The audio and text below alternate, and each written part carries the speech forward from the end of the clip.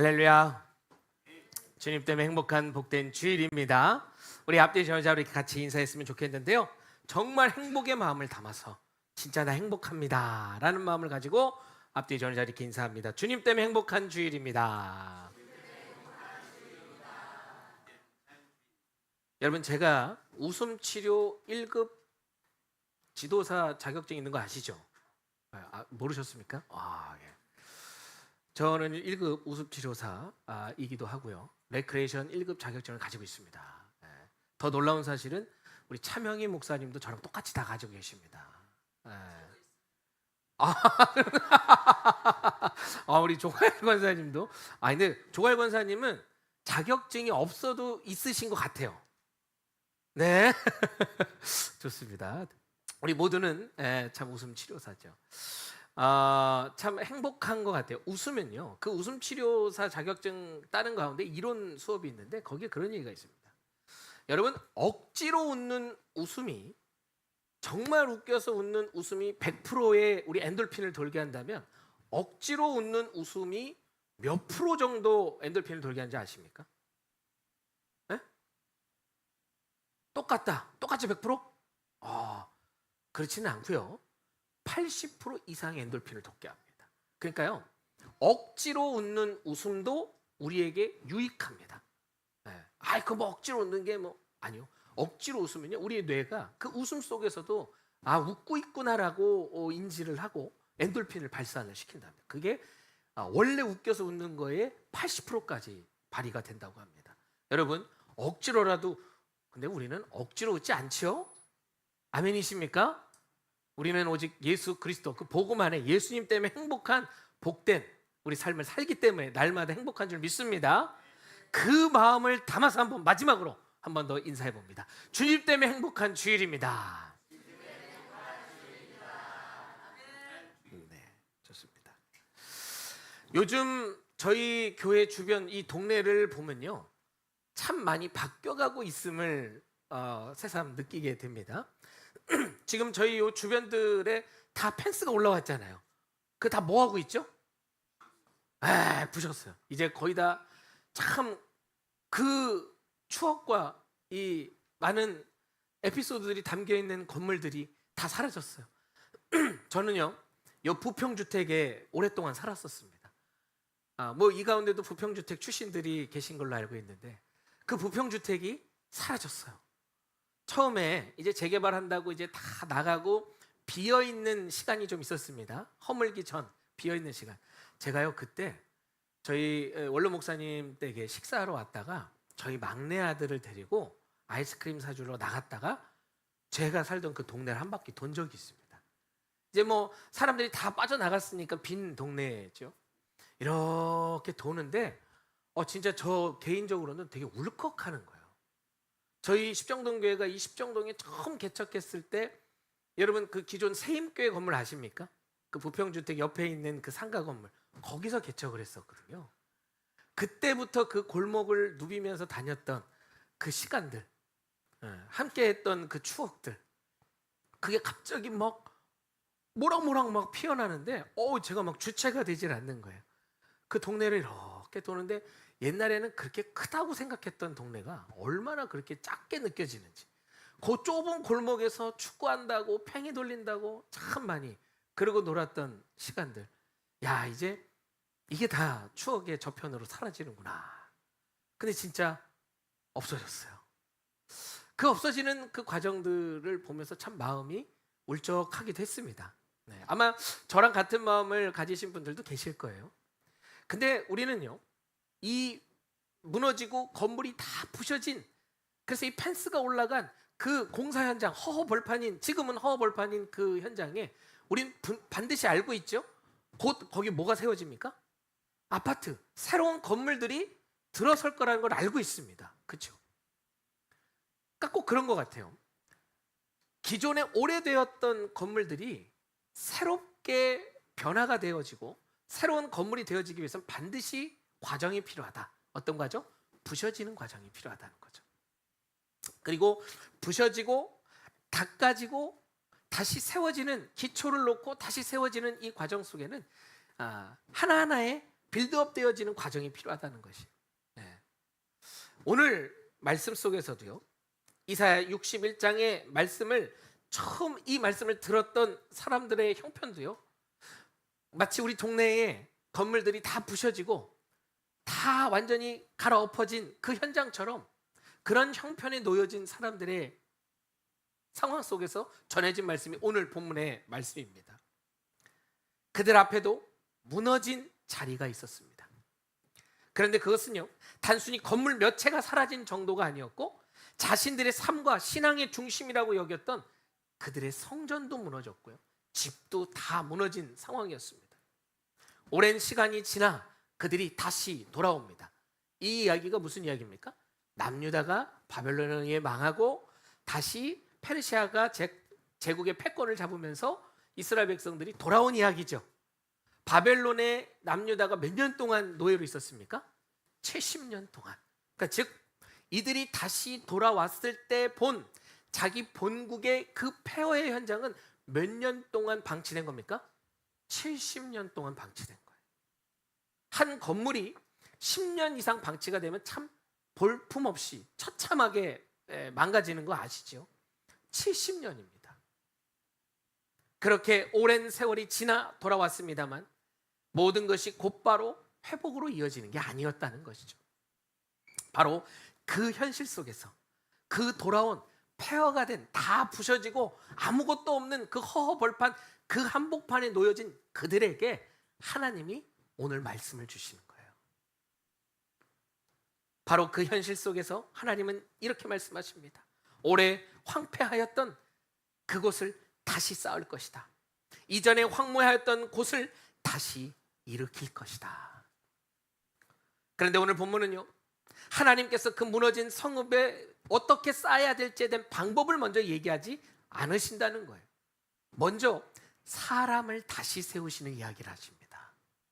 이 순서를 따라가다 보면 하나님께서 말씀하시는 회복, 그들을 다시 그 황무지 가운데서, 황폐한 가운데서 일으키시고 회복하시겠다는 그 하나님의 가장 첫 번째 순서가 무엇인지 우리는 발견하게 됩니다.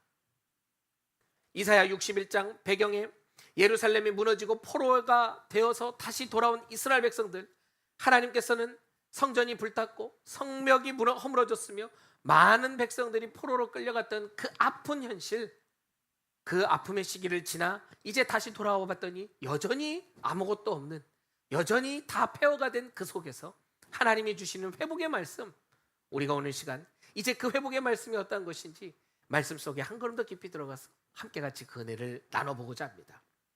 무너진 자리 앞에 서면요, 우리는 거의 예외 없이 이 같은 질문을 할 겁니다. 자, 이제 이 무너진 곳에서 우린 뭐 하지? 뭐부터 해야 될까? 오늘 본문은요, 그런 질문으로 시작하지 않는다는 거예요. 주 여호와의 영이 내게 내리셨으니 이는 여호와께서 내게 무엇을 부으사? 기름을 부으사 가난한 자에게 아름다운 소식을 전하게 하려 하심이라. 나를 보내사 마음이 상한 자를 고치며 포로된 자에게 자유를, 갇힌 자에게 노임을 선포하며 여호와의 은혜의 해와 우리 하나님의 보복의 날을 선포하여 모든 슬픈 자를 위로하되. 오늘 보면 1절에서 2절의 말씀입니다. 우리가 이 1절의 말씀을 가만히 보니까요, 영을 내리신 분이 누구십니까? 여호와 하나님이십니다. 기름을 부으신 분이 누구십니까? 여호와 하나님이십니다. 보내시는 분은 누구십니까? 여호와 하나님이십니다. 정작 말하고 있는 그 당사자, 이 말씀을 예언하는 그 예언자, 그의 말은 하나도 들어가 있지 않다라는 거예요. 회복의 출발점이 사람의 결심이 아니라 하나님의 찾아오심에 있다는 것을 이야기하는 것입니다. 모든 회복의 시작, 그것을 누가 시작하시냐? 사람의 결단으로 되는 게 아니라는 거죠. 하나님이 하시는 줄 믿습니다. 본문의 첫 문장의 문법으로 이미 말하고 있는 것이죠. 그리고 이 말씀은 수백 년 뒤 갈릴리 작은 마을 회당에서 다시 펼쳐집니다. 우리 말씀을 좀 한 군데 찾아봤으면 좋겠는데요, 여러분 성경으로 좀 찾았으면 좋겠습니다. 누가복음 4장 18절에서 19절 말씀 우리 한번 좀 찾아보겠습니다. 우리가 방금 읽은 이사야 61장 그 본문의 이야기를 누가복음에서도 그대로 인용하여 말합니다. 우리 누가복음 4장 18절에서 19절 말씀 같이 함께 한 목소리로 합독해 봅니다. 시작.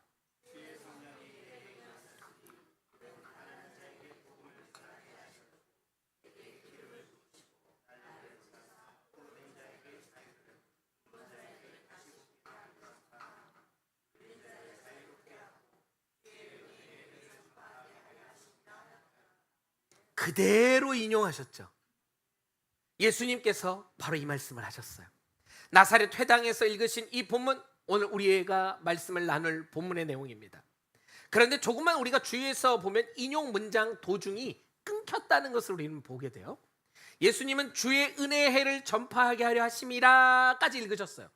2절에 보면 그 뒤에 더 뭐가 나옵니까? 보복에 대한 이야기가 나오죠. 보복에 대한 이야기가 나옵니다. 그러나 이사야 61장 2절 여호와의 은혜의 해와 우리 하나님의 보복의 날을 선포하여, 이 부분이 빠졌어요. 예수님이 이 말씀을 깜빡해서 못하셨을까요? 의도적으로 이 부분을 빼신 겁니다. 은혜의 날에 대한 것만 이야기하셨다는 거예요. 은혜의 해, 오늘 응했습니다. 그러나 아직 보복의 날은 선포되지 않았다는 뜻이에요. 이게 무슨 소리냐? 이런 질문을 합니다. 왜 회복을 말하는 본문에 갑자기 보복이라는 무서운 얘기가 등장하게 될까? 그리고 예수님은 왜 그 부분을 읽지 않으신 걸까? 보복은요, 개인의 감정으로 원수 갚는 일이 아닙니다. 성경에서 얘기하는, 지금 예수님이 얘기하는 보복은 그런 얘기가 아니에요. 억울하게 무너진 것을 하나님께서 반드시 바로잡으시겠다는 하나님의 공의를 얘기하는 것입니다. 이게 번역하면서 보복이라는 단어로 돼서, 그러니까 우리는 보복하면 참 무섭게 들리지 않습니까? 좀 부정적인 의미가 더 크죠. 그런 것이 아니라 억울하게 무너진 것을 하나님께서 반드시 바로잡으신다는 공의의 하나님에 대한 이야기입니다. 그리고 이것은요, 회복과 반대되는 얘기가 아니라 회복에 반드시 필요한 이야기라는 거예요. 만약 하나님께서 불의를 끝내 다루시지 않는다면, 그거에 대한 심판을 하지 않으신다면, 무너진 사람에게 건네는 위로는요, 결국 이런 것이죠. 야, 이제 그만 잊어. 뭐 어쩌겠어. 어쩔 수 없지 뭐. 그냥 잊어. 너만 손해야. 마음 그냥 편하게 갖는 게 그게 제일이야. 이거는요, 위로가 아니라 뭡니까? 체념하라는 거예요. 그냥 넘어가. 상처받은 사람은요, 진짜로 일으키는 것은 무엇입니까? 당신이 당한 일 아무것도 아닙니다 라는 말이 아니라, 당신이 당한 일을 하나님께서 다 알고 계십니다. 하나님의 완전하신 때에 하나님의 방법으로 그 모든 것을 이루어 주십니다. 갚아 주십니다. 하나님의 공의가 반드시 당신의 삶에 있을 것입니다. 바로 여기서 우리가 서 있는 자리가 분명해지는 거죠. 예수님이 우리 가운데 2000년 전에 오셔서 십자가를 통해 구원의 길을 여신 은혜의 해는 이미 온 줄로 믿습니다. 그러나 이 모든 것이 바로잡히는 예수님이 마지막 올라가신 모습 그대로 이 땅에 오시는 심판의 때, 재림의 때가 있죠. 그거는 아직 오지 않았습니다. 그래서 우리는 뭐다? 이미와 아직 그 사이를 살고 있는 것이죠. 이미 때문에 우리는요, 하나님께서 언젠가 하실 것이라고 막연히 기다리는 것이 아니라 이미 우리 가운데 은혜가 시작되었음을 확신해야 될 줄로 믿습니다. 여러분의 삶에 주님께서 여러분의 그 모든 억울함, 내가 신앙과 이 믿음으로 겪었던 많은 억울함, 그런 수모, 또 여러분 인생에 하나님이 갚아주실 그 공의와 정의의 은혜들이 있을 줄 믿습니다. 이건요, 이미 우리 가운데 왔다 이 말입니다. 죄는요, 사단은요, 우리를 계속 참소합니다. 우리를 하나님 앞에 고발해요. 재벌해요. 제가 저렇게 신앙생활 오래 했는데 또 저러고 있대요. 우리를 고발합니다. 근데 하나님은요, 그런 모든 불의의 고발을 다 잘라주신다는 거예요. 그럼으로써 흘렸던 눈물들을 다 닦아주신다는 거예요. 여러분, 사람에게 위로받지 마시길 바랍니다. 진짜 위로는요, 하나님이 우리에게 주시는 위로인 줄 믿습니다. 그리고 아직 때문에 우리는 다 이루어지진 않은 현실 앞에서도 낙심하지 않는 것이죠. 기도했는데 상황이 곧바로 달라지지 않는 일이 있습니다. 손을 내밀었는데 관계가 회복되지 않는 일도 있죠. 그것은 하나님께서 떠나시거나 여러분을 미워하신 게 아니에요. 여러분을 향해 등을 돌리신 게 아닙니다. 아직 완성되어져 가는 시간이 있다라는 것을 여러분 꼭 기억하시기 바랍니다. 우리 주변 재건축할 때 지금 다 건물들을, 기존의 건물들 허물었잖아요. 그 허물었다고 해서 그 허물어진 걸로 끝납니까? 반드시 거기 뭐가 세워질 것입니까? 아파트, 새로운 건물이 세워질 거 우리 알고 있잖아요. 마찬가지라는 것이죠. 우리 안에 허물어졌다, 우리 안에 무너졌다, 우리 안에 상처받고 아프다, 반드시 하나님이요 위로하시고 회복시키실 줄 믿습니다. 여러분 스스로가 지금 왜 안 그러고 있습니까? 하나님 졸고 계신 거 아닙니까? 자꾸 하나님의 때를 여러분이 규정하지 마시기 바랍니다. 믿음은요 기다림이다 라는 말이 있어요. 믿음은 기다립니다. 내가 내 때가 내 생각에 지금 그러니 조급해져요. 그러는 가운데 이루어지지 않는 것을 보며 믿음이 흔들립니다. 하나님이 언제 지금이라 했습니까? 하나님은 하나님의 때가 있다라고 말씀하십니다. 우리는 뭐죠? 그 때를 기다리는 거예요. 아직 오지 않는 그 때를 기다리는 것입니다. 그리고 이미 우리 가운데 온 주님의 은혜를 믿고 신뢰하는 것이죠. 여기서 우리의 마음이 평안을 누릴 수 있는 것, 마지막 판단, 이 모든 것이 하나님께 있다는 거예요. 그 판단이 이미 십자가에서 다 이루어졌습니다만 나는 그 모든 결론을 내 손으로 만들어내지 않아도 된다는 것이, 내가 옳다는 것을 모든 사람에게 증명할 필요가 없습니다. 하나님께서 알고 계시기 때문이죠. 사실 우리를 가장 지치게 하는 것은요, 문제가 아닐 때가 참 많아요. 그 문제가 아니라 그 문제의 결말까지 내가 책임을 져야 된다는 부담감, 나를 올가매어 오는 그 환경 상황이 실제로 우리를 진짜 지치고 힘들게 하는 경우들이 있습니다. 책임감이 때론 강한 분일수록 더 그런 생각들을 갖게 되죠. 가족이 힘들어하면요, 그 사람의 인생까지 내가 바로 잡아줘야 돼 라는 책임감을 갖게 됩니다. 관계가 흔들리면 내가 어떻게든 결론을 만들어내야 할 것 같은, 저는요 개인적으로 좀 이런 케이스입니다. 누군가와 뭔가 트러블이 생기고 다투잖아요. 그러면요 반드시 그날이 가기 전까지 해결을 해야 돼요. 반드시 뭔가를 결정을 져야 됩니다. 안 그러면 밤에 잠이 안 와요. 관계 중심적인 사람이어서 그런가, 이 관계가 틀어지면요 그걸 반드시 해결을 해야 됩니다. 그런데 때로는 시간이 필요할 때가 있잖아요. 나는 그런 마음이지만 상대는 아직 그러고 싶지 않을 수 있잖아요. 그렇죠? 제가 강요해서 그 관계를 어떻게 풀어낼 수 있는 게 아닙니다. 나는 그런 생각 가졌지만 상대가 아니면 기다려야죠. 무엇인가 그게 잘 풀려질 때까지 지혜롭게 기다리는 시간이 필요하다는 것입니다. 자꾸 내가 그걸 쥐고 지금 아니면 안 되는데, 지금 아니면 안 되는데 라는 조바심을 가져봤자 이루어지지 않는다는 것입니다.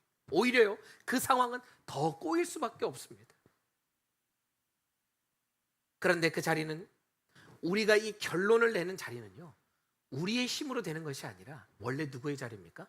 하나님의 자리라는 거예요. 그건 하나님 몫이라는 것입니다. 우리가 그 자리에 올라서면 결국 무너지는 것은 우리 자신입니다. 우리는요 사랑할 수 있어요. 말을 또 건넬 수 있고 용서를 구할 수도 있고 그를 위해 기도할 수 있습니다. 그런데요 그 사람의 마음을 근본적으로 내가 바꿀 수는 없어요. 상한 영혼을 다시 살리는 일까지 우리가 대신할 수 없다는 것입니다. 그러므로 믿음은 무엇이냐? 책임을 버리는 것이 아니라 자기 자리를 아는 것이더라. 내게 맡겨진 순종을요 충실히 감당하되 내가 만들어낼 수 없는 결과까지 움켜쥐지 않는 것, 이게 믿음이라는 거예요. 하나님을 믿고 내어드리는 것이죠. 자꾸 내가 다 끌고 와서 내 스스로 껴안고 괴로워하는 게 아니라는 것입니다. 그것이요 이미와 아직 사이를 살아가는 우리가 누리는 자유라는 것이에요. 이미 하나님이요 예수 그리스도를 통해 우리에게 자유를 주신 줄 믿습니다. 제가 여러분께 매일 인사하는 거 있죠. 주님 때문에 행복한 오늘입니다. 이 얘기 많이 하지 않습니까? 그 주님 때문에 행복할 수 있는 이유가 뭡니까? 우리가 자유한 것이고 내가 내 삶에 묶이지 않아도 돼요. 옛날에요 힐링 캠프라는 곳에 박진영이 게스트로 나온 적이 있어요. 이 박진영이라는 사람이 이런 얘기를 합니다. 여러분, 오늘 하루 열심히 사셨습니까? 그러면 평안히 주무십시오. 그 이외에, 그 이상의 내가 할 수 있는 건 없습니다. 오늘 하루 내가 최선을 다해 살았다면 잘 산 것이다. 저는 이 말을 더 빌어서 말씀에 접목해 본다면, 내 안에 예수 그리스도가 있기에 내가 주님을 믿는 크리스찬이기에 주님께서 이미 이루신 그 은혜, 그리고 아직 이루어 가실 그 은혜를 바라보며 오늘 하루 최선을 다해 사셨다면 여러분 이제 그 위에 모든 것들을 맡기시기 바랍니다. 내가 할 수 있는 것과 하나님의 것이 따로 있다. 이것을 구별할 줄 아는 것, 그리하여 나의 자리가 어딘지를 분별하여 서는 것, 이것이 지혜이며 이것이 믿음이다 라는 것이죠. 이미와 아직 사이를 살아가는 우리가 누리는 자유, 여러분이 이 자유의 주인공이 되시길 간절히 축원합니다.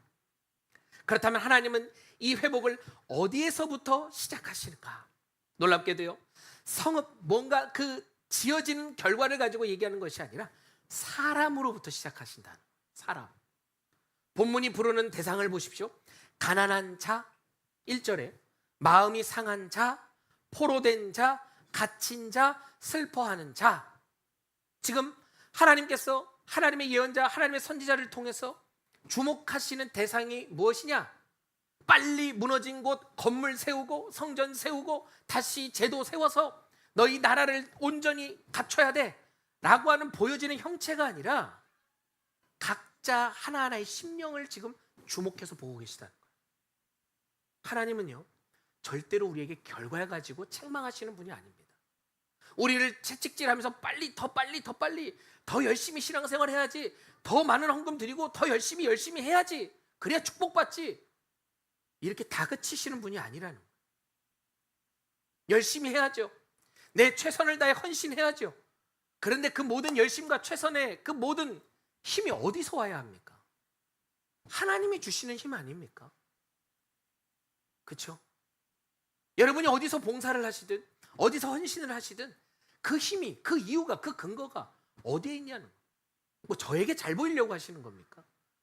아니면 누가 열심히 하면 나라에서 뭐 돈을 줍니까? 성과금을 줍니까? 그런 거 아니잖아요.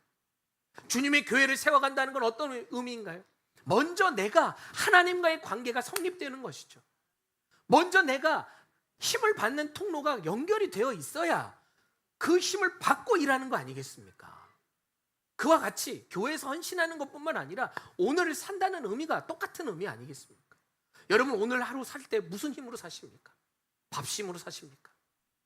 물론 밥심도 필요합니다. 그러나 이 밥심보다 더 근본적인 힘이 뭐냐는 거예요. 오늘 이 하루를 살게 하는 힘, 내가 오늘을 왜 살아야 되는지 이 이유에 대한 그 근거를 어디서 찾을 것이냐. 나는 이제 이 한 주를 시작할 텐데, 월요일 한 주를 시작할 텐데 무엇을 향해 달려갈 거냐? 내가 왜 사는가? 내가 왜 이렇게 열심히 뭔가를 해야 하는가? 나의 직장은 나의 삶의 무슨 의미인가? 나의 가정은 어떤 의미인가? 내가 하나님을 믿는다고 하는 나의 신앙은 도대체 그 정체가 무엇인가? 나는 뭘 믿고 있지? 여러분 이게 정리가 되어야 한다는 것이죠. 하나님은요, 모든 것이 부셔지고 모든 것이 폐허가 된 그 한복판에 서 있는 그들을 향해 빨리 이곳을 정리하여 새로운 건물 세우고 새로운 도시를 만들어라 라고 얘기하지 않는다는 거예요. 그들 하나하나의 마음에 집중하십니다. 오늘 이 말씀 속에서도 가난한 자, 마음이 상한 자, 포로된 자, 갇힌 자, 슬퍼하는 자, 이렇게 다양한 카테고리들이 나오는 것을 보면요, 하나님은 정말 우리의 마음을 디테일하게 보시는 분이라는 거예요. 그냥 야 여기 희망 잃고 소망 잃은 자들 하면서 뭉뚱그려 한마디로 할 수 있잖아요.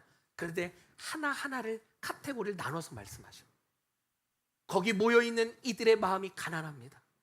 거기 모여있는 이들의 마음이 상해 있습니다. 이미 자유가 주어졌지만 포로로 묶여 있어요. 그들의 트라우마는 무섭습니다. 갇혀버렸어요. 내가 다시 내 나라 돌아왔건만 70년 전 망했을 때 모습 그대로, 아니 더 흉측하게 바뀌어버린 우리의 삶의 터전을 보며 마음이 절망이 찾아옵니다. 그때 무너졌을 때 절망과 좌절의 마음이 다시 한번 엄습하는 것 같은 그 과거에 묶여버리고 갇혀버린 그들의 마음, 슬픕니다. 웃으려고 해도 웃음이 나지 않아요. 눈물이 멈추지 않습니다. 한탄스럽고요, 억울하고 힘듭니다. 그런 그들에게 야 빨리 건물 줘, 그렇게 슬퍼할 시간이 어딨어, 이렇게 다그친다고 됩니까?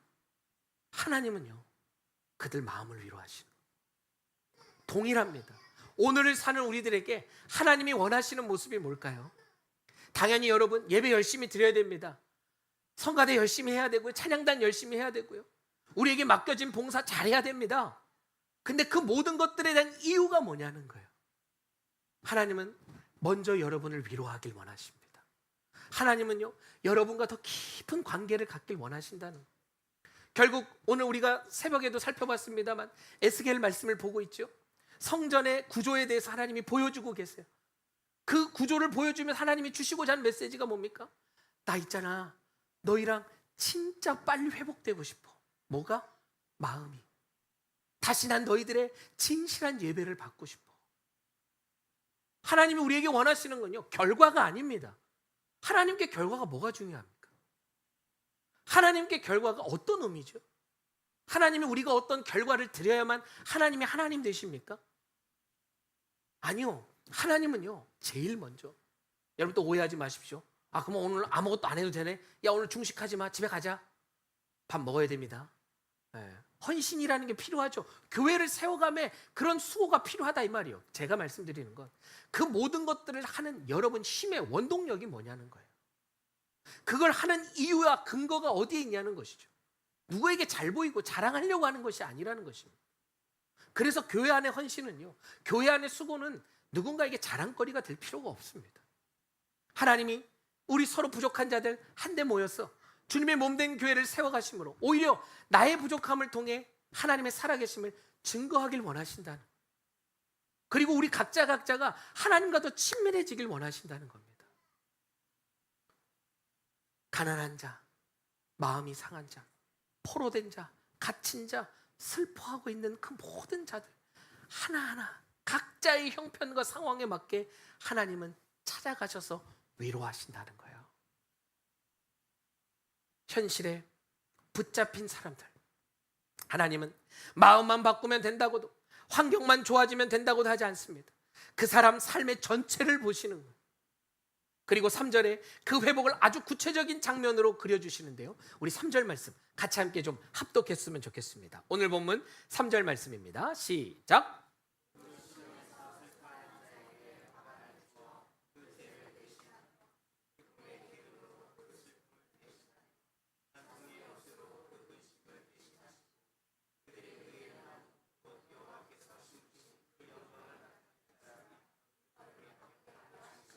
구약시대 때 큰 슬픔을 당하면요, 머리에 재를 얹고 베옷을 입었습니다. 애도하는 동안에는 평소처럼 몸에 기름도 바르지 않았어요. 꾸미지 않았다는 거죠. 그러니까 재를 쓴 머리, 애도하는 옷, 그건 어떤 의미입니까? 지금 내 삶이 너무 슬프다는 거예요. 온몸으로 드러내는 것이죠. 그런데 하나님께서는요, 그 사람의 머리에 그 재를, 그 슬픔을 어떻게 해주신대요? 거두신대요. 그리고 그 머리에 무엇을 씌우신답니까? 화관을 씌우신대요. 화관이 뭐죠? 꽃으로 된 관이에요. 이거는 생명과 기쁨을 의미합니다. 기름조차 바르지 않던 사람에게 기쁨의 기름을 주시겠대요. 애도의 옷을 벗고 찬송의 옷을 입히시겠답니다. 이거요, 하나님이 이스라엘 백성들에게 하신 말씀이에요. 그리고 그 말씀은 결국 누구에게 하신 말씀이다? 오늘 나에게 하시는 말씀이에요. 여러분 머리에 어떤 슬픔의 재들이 얹혀져 있습니까? 그 재가 얹혀지다 못해 내 감정과 생각과 내 상황 환경에 그 모든 절망의 재가 나를 누르다 못해 딱딱하게 굳어져 버린 그런 모습들은 없으십니까? 오늘 이 말씀이 여러분의 그 모든 재를 부수고 걷어내시는 은혜의 말씀이 될 줄 믿습니다. 이제 그리고요, 그 안에, 여러분 안에 화관을 입히신대요. 기쁨과 생명의 그 관을 씌우신대요. 이미 하나님이 예수 그리스도를 통해 우리 안에 이걸 이루신 줄 믿습니다. 이게 이미 이루어졌다는 거예요. 이루어질 것이니 열심히 해야 돼, 안 그러면 탈락이야, 이게 아니라 이미 우리에게 이루어졌다는 거예요. 여러분 믿으심으로 받으시길 바랍니다. 여러분 머리에, 지금 여러분 보이십니까? 제 머리에 화관이 씌워져 있음을 보이시는 분은 아멘? 두 분만 아멘 하시고, 두 가지 중 하나겠죠? 진짜 안 보이거나 제가 잘못됐거나 아니면 여러분들이 소극적이시거나. 저는 여러분들 머리에 주님이 입혀주신 화관의 은혜가 있음을 보입니다. 이건요, 내가 잘해서 입혀지는 게 아니에요. 이스라엘 백성들이 지금 잘한 게 뭐가 있습니까? 이스라엘 백성들이 지금 현장 그 상황이 어떻죠? 처참하게 다 무너진 상태예요. 아무것도 된 게 없다고요. 이들이 뭔가 노력을 이뤄낸 게 지금 아무것도 없습니다. 열심히 성벽을 건축하고 성전을 건축해서 야, 너희들 열심히 너희들의 삶의 터를 잘 가꿨구나, 성실하게 했어, 이렇게 참 잘했다고 하나님 도장 찍어준 게 아니고 아무것도 없는 상태예요. 그들이 이미 죄인 되었을 때입니다. 그때 하나님이 우리를 사랑하셨다는 거예요. 그러니 여러분은 당연히 화관을 쓰고 계신 거예요. 단지 문제가 뭡니까? 자꾸 내가 이 화관을 벗어 던지고 옛날 그 습성, 죄에 묶여 살던 이 갇힌 자의 습성, 죄에 포로된 습성 때문에 죄를 내 스스로가 다시 뒤집어 쓰는 이런 우스꽝스러운 삶을 사는 거죠. 왜 그렇게 사십니까? 하나님이 우리 안에 그 죄 다 덜어내셨다니까요. 그리고 우리 안에 화관을 입혀주셨다니까요. 근심 대신 찬송의 옷을 우리에게 주셨다고 말하고 있는 것입니다. 이거는요, 그럴 수 있으니 열심히 해가 아니라 선포입니다. 그렇게 됐다라는 것이. 무너진 아무것도 없는 이스라엘 백성들, 좌절과 절망에 빠져있는 그들에게 하나님이 예언자를 통해, 선지자를 통해 말씀하시는 거예요. 너희들 있잖아, 너희들은 내 백성이야. 여기까지 귀환하여 온 거 그냥 온 거 같지? 지금 내가 인도한 거야. 우리들이 뭐 대단해서 여기까지 온 것 같은 이 착각, 우리는 내려놔야 됩니다. 여러분 잘나셨습니까? 잘나신 것도 있죠. 잘하는 것도 있죠. 그런데요, 가만 생각해 보십시오. 우리 인생에 내가 잘하는 걸로만 여기까지 올 수 있었을까? 우리 인생에 내가 열심히 한 걸로만, 그 성과로만, 그 결과로만 여기까지 올 수 있었을까요? 분명히 내가 다 모르는 또 내 인생에 숨겨진 하나님의 은혜들이 있다는 거예요. 혹은 내가 분명히 알고 있는 하나님이 도와주시지 않으면 난 여기까지 올 수 없습니다라고 밖에 고백할 수 없는 제 인생에, 제 개인의 인생에 찾아와 주신 하나님처럼, 그래서 제가 목회자로 헌신하고 이 자리에 서 있는 것처럼 분명한 여러분의 삶의 흔적들도 있는 분도 계실 겁니다. 근데 분명한 사실은 뭐냐? 내가 그걸 인정하든 인정하지 않든 상관없습니다. 하나님은요, 여러분을 여기까지 이끌어 오셨어요. 그리고 더 분명한 사실은 예수 그리스도를 통해 우리 안에 모든 죄를 다 걷어내시고 화관을 씌우신 줄 믿습니다. 우리 안에 모든 근심의 옷을 벗기시고 찬송의 옷으로 입히신 줄 믿습니다. 그렇게 될 것이다가 아니라 열심히 하시면 하나님이 상 주실 거예요, 연말에 결산하실 겁니다, 이게 아니라 우린 이미 그 존재가 됐다는 거예요. 그 기쁨의 화관으로, 기쁨의 찬양으로 우리는 오늘 시간 예배자로 섰는 줄 믿습니다. 여러분, 이번 한 주간 살 때요, 다시 그 죄가 여러분 안에 머릿속에 쓰여지려고 할 때 기억하십시오. 아니야, 내 머리엔 지금 화관이 씌워져 있지. 이거는 내가 잘해서 씌운 게 아니라 하나님이 내 안에 씌워주신 거예요. 누가 하나님이 씌운 걸 걷어치웁니까? 누가 하나님이 입혀주신 걸 벗길 수 있는 누가 있겠습니까? 세상의 적신이나 기근이나 칼이나 권세자들이나 사단이나 그 어떤 존재도, 천사도 하나님이 우리를 사랑하는 그 사랑 끊을 수 없다 말씀하지 않습니까? 내 삶에 슬픔이 없다는 것, 내 모든 삶에 하나님이 주시는 이 기쁨이 있다는 것, 이거는 기분을 조금 낮게 해주는 정도가 아니라 슬픔의 자리에서 아예 우리를 옮기셨다는 거예요. 기쁨의 자리를 우리를 옮기셨다는 것입니다. 여러분, 저는 이 장면을 묵상할 때 이 사건이 하나가 떠오릅니다. 그 사건이 기록된 말씀을 여러분과 좀 같이 또 읽었으면 좋겠는데요, 우리 말씀 한 군데 더 찾아봅니다. 누가복음 15장입니다. 누가복음 15장 21절에서 22절 말씀. 우리가 너무나 잘 알고 있는 이야기죠. 탕자 이야기입니다. 누가복음 15장 21절에서 22절 말씀 같이 한 목소리로 합독합니다. 시작. 아들이 이르되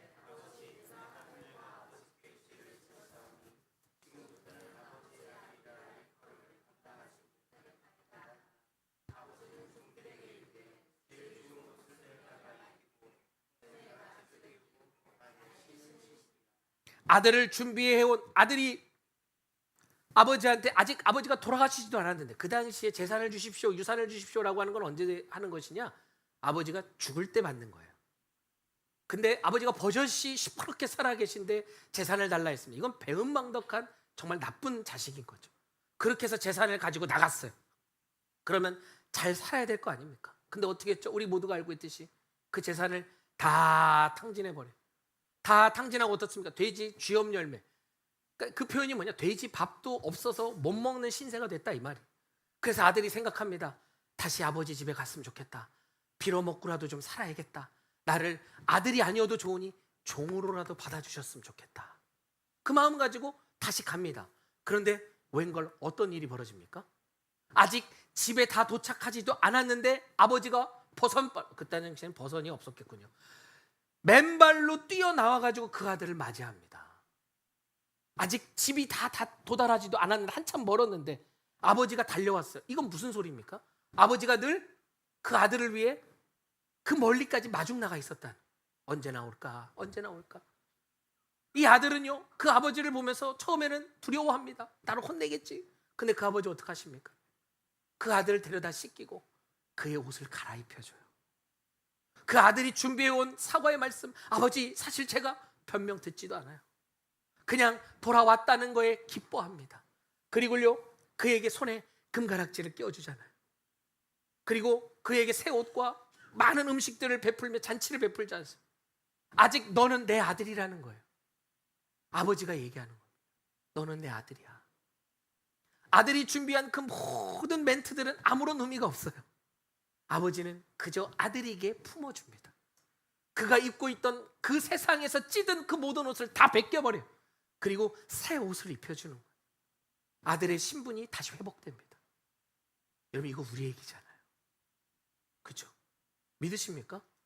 전설 속에 나오는 얘기인가요? 하나님이 성경 속에 이 이야기를 실은 이유가 뭘까요? 이거를 오늘날 2026년에 이 예배를 드리는 우리들에게 읽게 하신 이유가 뭘까요? 정말 하나님 살아계시고 이 말씀이 진짜라면 도대체 이 말씀을 통해서 우리에게 깨닫게 하시고자 하는 게 있지 않겠습니까? 그게 뭘까요? 그 탕자가 누굽니까? 우리예요. 그 말은 뭐예요? 제 대신 화관을, 근심 대신 찬송을, 우리에게 우리가 입고 있던 모든 죄옷을 다 벗겨주셨다는 거예요. 저는요, 이 탕자의 이야기를 묵상할 때마다 진짜 제 스스로에 대한 묵상이 너무 많이 됩니다. 그 은혜가 아니면 여기 있을 수 없는 자, 그 은혜가 아니면 이 강단에 설 수 없는 자. 사실 어찌 보면 그 은혜가 저를 더 하나님을 두려워할 줄 아는 자로 살 수 있도록 지켜주는 힘인 것 같아요. 여러분께 간절히 기도 부탁드리기를, 제가 이 마음이 식지 않기를 기도해 주시기 바랍니다. 저도 연약한 사람인지라 때로는 칭찬에 이런저런 말에 어깨가 우쭐될 수도 있고 제 마음이 제 스스로가 잘해서 여기까지 왔다라고 착각할 수 있겠죠.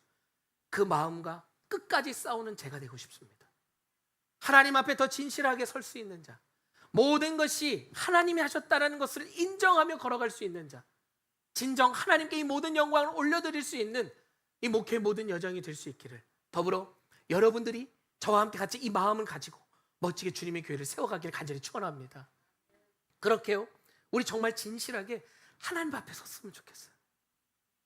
우리의 연약함 숨길 필요도 없습니다. 왜냐하면 다 아시니까요. 그 하나님 앞에 뭘 숨기겠습니까? 있는 모습 그대로 갔으면 좋겠어요. 그런데 그런 연약한 우리에게, 그런 아무것도 없는 우리에게 이 놀라운 은혜를 우리에게 주셨다는 거 아닙니까?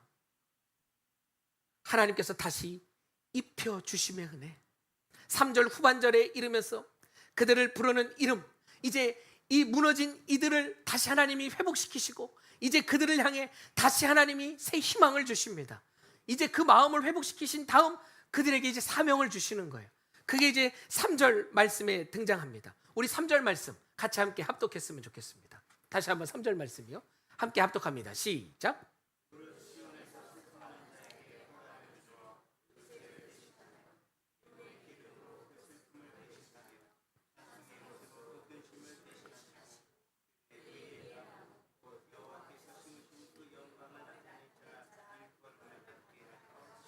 제가 왜 3절을 반복해서 읽느냐? 앞서 하나님이 회복시키신 은혜 여러분 이해되십니까? 믿음으로 받아지십니까? 이제 그 다음에 등장하는 후반절, 그들이 의의 나무 곧 여호와께서 뭐 하신? 뭐 하신? 심으신. 누가 심으셨다고요? 여호와께서 심으신 그 영광을 나타낼 자다. 누가요? 1차적으로 이 말씀에 등장하는 대상이 누굽니까? 이스라엘 백성들이에요. 그들이 지금 아무것도 한 게 없고 무너진 모습 그대로고 이제 시작하려고 하는 찰나에 하나님이 이미 너희를 통해, 내가 너희에게 심은 그 나무를 통해 열매 맺어 내가 여호와인 줄 알 것이야 라고 선포하시는 거예요. 조금 전까지 죄를 쓰고 주저앉아 있던 사람들입니다. 그런데 그 하나님께서 그들을 쉽게 흔들리는 존재가 아니라 땅에 깊이 뿌리 내린 하나님이 직접 심으신 나무로 자라게 하신다는 거예요. 그들 앞에 붙은 한마디가 이 모든 것의 열쇠, 여호와께서 심으신입니다. 여러분 앞뒤 전자로 이렇게 같이 인사하실까요? 당신은 하나님이 심으신 나무입니다.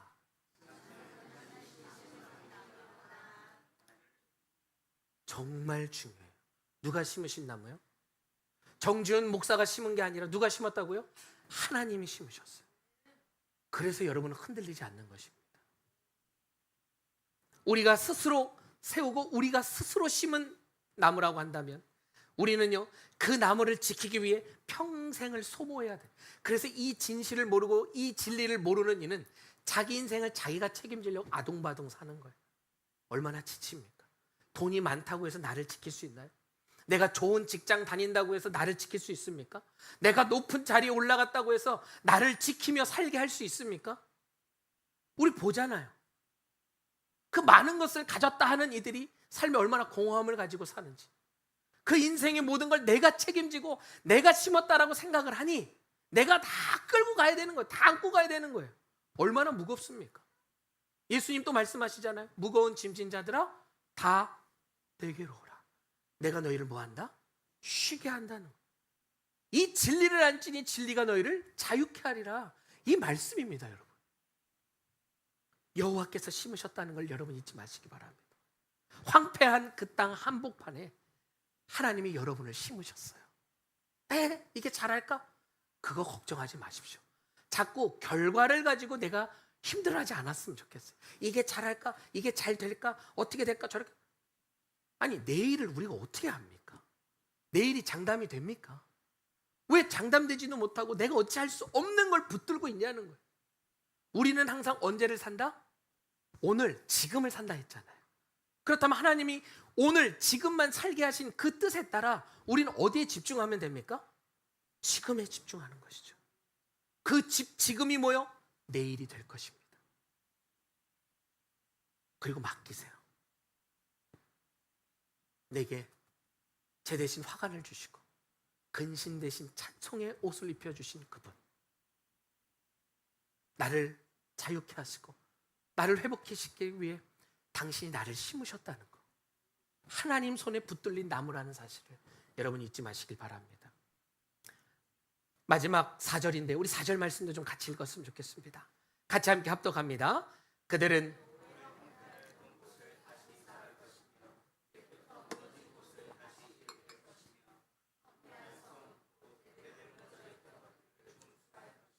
여기서 흐름이 참 중요하게 바뀜을 봅니다. 아까 1절에서는요 성령이 임한 그 한 사람이 등장합니다. 그렇죠?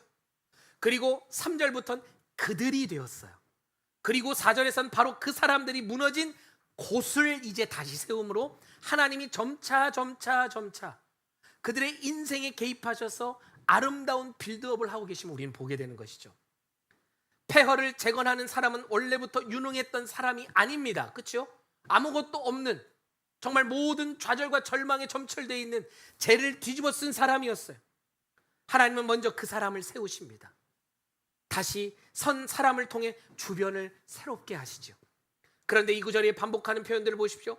오늘 4절에 방금 읽은 말씀, 오래 황폐하였던 곳, 이전에 황무하였던 곳, 대대로 황무하였던 곳. 뭡니까? 본문은 시간의 무게를 일부러 강조합니다. 얼마 전에 생긴 문제가 아니라 오랫동안, 그 사람들이 그 모습에 익숙해질 만큼 오랫동안 자리 잡은 슬픔이라는, 무게의 죄라는 거예요. 사실 오래된 문제는 가장 무서운 점이 문제 자체가 아니라 우리가 그것을 정상이라고, 괜찮다고 여기는 이 모습이 제일 무섭다 그랬죠. 우리 지난 목요일 날 사대교회에 대한 이야기 나누지 않았습니까? 계시록 3장의 말씀. 살았다 하는 평판은 들었지만 실상은 하나님 보실 때 어떤 자? 죽었다. 그들 스스로는 살았다는 평판을 들으며 만족했을 거예요. 우리 잘하고 있네. 왜? 사람들이 칭찬하니까. 이대로 하면 되네. 그런데 그들 안에 진짜 예배가 죽어갑니다. 하나님을 향한 기도가 죽어갑니다. 그들이 모여 예배하는 모든 것들이 형식에 불과해버리는 것이죠. 하나님은 그들의 예배를 받지 않아요. 믿음과 성장은 없습니다. 그런데도 사람들이 잘한다고 하니 잘하는 줄 아는 것이죠. 이게 무섭다는 것이. 1차 포로 귀환 수룹바벨을 통해 사명을 가지고 옵니다. 어떤 사명이었습니까? 성전을 재건하는 거였습니다. 그런데 그 성전을 재건하다가 중간에 멈춥니다. 몇 년 동안 멈추죠? 16년 동안 멈춰요. 그러면서 학개 선지자가 일어나 선포합니다. 다시 하나님의 성전을 지으라 라고 할 때 백성들 뭐라 하죠? 지을 건데 지금 말고 나중에 지을게. 하나님이 지금이라는데 왜 자기네들이 나중이라고 얘기합니까? 이거 웃기지 않나요? 하나님이 지금의 때라고 얘기하는데 왜 나중에라고 왜 자기가 미루냐는 거예요. 사랑하는 성도 여러분, 우리는요 하나님께서 다시 우리를 일으켜 세우신다 하십니다. 우리 스스로가 괜찮다라고 여기며 신앙생활했던 그 모습까지도 하나님은 다 부신다는 거예요. 겉은 살아있는 것 같으나 오랫동안 신앙생활하며 잘하는 것처럼 보이고 사람들이 볼 때 문제없어 보인다 하지만 하나님의 관점으로 볼 땐 죽어가고 있다는 것이죠. 저와 여러분에게 하나님께서 이 사실을 깨닫게 하시는 은혜가 날마다 있길 간절히 축원합니다. 그래서 정말 내가 살았다는 평판에 익숙한 자가 되지 않게 하시고 날마다 하나님 말씀에 오늘도 죽고 내일도 죽는 자가 되게 하여 주시옵소서. 예수 그리스도의 십자가에 나도 못 박혀 매일매일 그리스도와 함께 죽는 자 그리고 그리스도와 함께 부활하는 자가 되게 하여 주시옵소서. 여러분의 기도가 되길 원합니다. 그러면요 하나님이요 그 황폐한 땅 어디에서나 그 오래 침묵하고 오래 무너졌던 그리하여 제가 굳어져 딱딱한 돌이 되어버린 만큼 그렇게 무너져버린 내 삶을 하나님 다시 회복하신다는 거예요. 여러분 그 회복의 때를 우리는 한 단어로 이렇게 말합니다. 부흥이라고 하죠. 그게 부흥입니다. 사람 수가 많아지는 게 아니고 그 많아진 사람 수들이 어떤 의미입니까? 이렇게 깨어지고 부셔지고 그리스도 안에서 다시 죽고 살아난 자들, 내 머리에 재가 아니라 화관이 씌워졌음을, 내가 입고 있는 옷이 근심의 옷이 아니라 찬송의 옷임을 깨달은 자들이 많아지는 것, 이게 부흥인 줄 믿습니다. 먼저는 오늘 본문에서도 하나님께서 접근하셨던 모습처럼 저는 또 다른 누군가가 새롭게 막 오는 부흥보다 먼저 우리 안에 있는 우리 성도님들 여러분 각자 안에 하나님이 주시는 부흥이 있길 간절히 축원합니다. 하나님이 다시 세우십니다. 여러분 안에 무너진 것 세우십니다. 그 세우시는 하나님의 말씀에 순종함으로 믿음으로 반응하시길 바랍니다. 여러분 이번 한 주 그 어떤 한 주보다 이제 앞으로 가장 기쁜 한 주가 됐으면 좋겠어요. 목사님 기쁜 일이 있어야 기쁘지요? 아니요, 우리는 기쁜 일이 있어서 기쁜 게 아니라 하나님이 주신 은혜로 기쁘기에 기쁜 일들로 여기며 사는 것입니다. 은혜죠. 당연히 최선을 다해 오늘 하루 일하시고 또 여러분 직장에서 헌신하셔야 됩니다. 그 모든 걸 하지 말라는 게 아니에요. 그러나 이 모든 걸 하는 힘의 원천이 어디냐, 근본적인 얘기를 여러분과 나눈 것입니다. 무엇을 하든 어떤 열심을 하든 누군가의 관계를 형성하며 사회생활을 하든 여러분 가족 안에 가정이 함께 살아가든 그 모든 것 속에 하나님이 주신 화관이 있다는 사실을 잊지 마십시오. 나에게만 있는 것이 아니요 예수 그리스도를 구주로 믿는 자에게 하나님이 주신 입혀주신 화관이 있고 근심의 옷이 아니라 찬송의 옷을 주셨음을, 그렇다면 이 한 주 동안 여러분을 향해 엄습하는 감정에게 또 여러분 상황에 여러분 환경에 여러분을 무너뜨리고자 하는 그 좌절과 절망이라는 그 생각에 여러분을 뺏기지 마시길 바랍니다. 여러분 당당히 싸우십시오. 이 싸움이 영적 싸움입니다. 다른 게 영적 싸움이 아니에요. 내가 누구인지를 놓치지 않기 위해 몸부림치는 것. 그런데 살다 보니 세상은 끊임없이 나를 뒤흔듭니다. 뭘 흔듭니까? 내가 자꾸 보잘것없는 자이처럼 느껴지는 거죠. 무능력한 존재처럼 느껴집니다. 세상이 나를 그렇게 규정할지라도 하나님은 우리에게 화관을 씌우셨고 찬송의 옷을 입혀주셨고 그런 나를 위해 죽기까지 사랑하셨다는 것이에요. 그리고 지금도 사랑하신다는 것입니다. 하나님이 우리를 세워가십니다. 황폐한 땅 어디서나 우리를 부흥시키시고 다시 주님의 사람으로 온전하게 일으켜 가시는 이 놀라운 은혜 가운데 이 복음이, 이 진리가 여러분의 한 주간을 살 때 기쁨의 이유가 되시기를, 살만난 인생의 근거가 되시기를, 그리하여 여러분 그렇게 살아가시는 여러분 모습을 통해 주변에 보여주십시오. 예수 믿는 게 얼마나 행복한 건지, 예수가 내 삶을 주관하는 게 얼마나 축복인지 보여주시기 바랍니다. 모두가 알게 될 것입니다. 내가 여호와인 줄을, 하나님이 하나님이신 줄을 알게 될 줄로 믿습니다. 우리 오늘 시간 좀 같이 기도했으면 좋겠는데요. 하나님, 나를 다시 세워가심을 믿는 은혜가 있게 하여 주시옵소서. 진짜 하나님, 내 안에 먼저 부흥이 있길 원합니다. 황폐한 땅, 오랫동안 묵어있던 내 심령 하나님께서 다시 일으켜 세우십니다. 그런데 먼저 내 심령에 위로를 주시고 할 수 있다, 내가 너를 사랑한다, 난 너를 한 번도 떠난 적이 없다, 하나님의 그 사랑을 내게 먼저 부어주시는 줄 믿습니다. 이 은혜로 다시 한번 세워지는 진정한 부흥의 주인공자들이 될 수 있도록, 한 주간 예수님 때문에 행복한 우리들의 걸음 될 수 있도록 성령님 도와주시옵소서. 우리 마음 담아 주여 한번 부르짖고 오늘 주신 말씀 붙잡고 함께 기도하며 나갑니다. 주여, 주님, 주님, 우리 안에 진정한 부흥이 있길 원합니다. 우리 안에 하나님의 사랑이 있음이 분명히 증거되어지는 우리 삶의 모습이 있길 원합니다. 다른 것 아니요, 무너지고 엎어지고 자빠지는, 정말 나로서는 어찌할 수 없는 내 인생의 무게들, 내 인생의 어려움들, 그 모든 순간순간마다 나에게 실망하여 좌절하고 절망했던 내 모습들, 그러나 나는 나를 실망하며 나를 버릴 수 있지만 우리 하나님은 나를 절대 포기하지 않으십니다. 무너진 그 폐허 한복판에 이스라엘 백성들 가운데 아무런 소망 없고 희망 없는 그들의 인생 가운데 다시 일으켜 세우리라. 가난한 자, 포로된 자, 갇힌 자, 그들을 내가 회복시키리라 선포하십니다.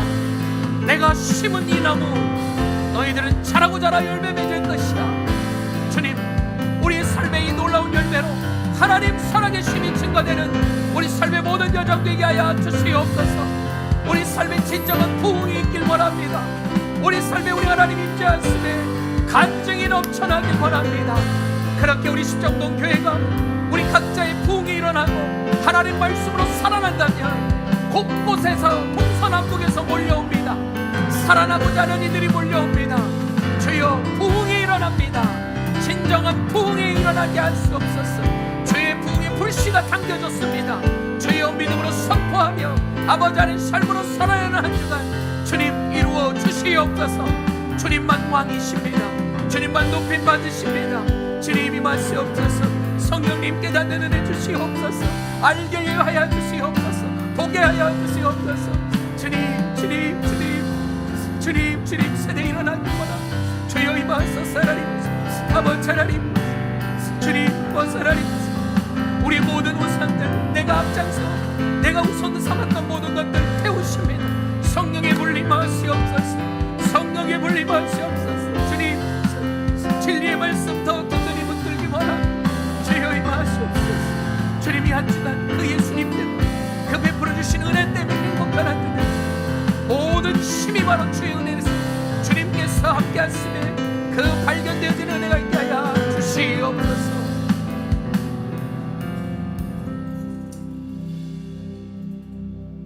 주님, 우리 삶의 황무함을 보소서.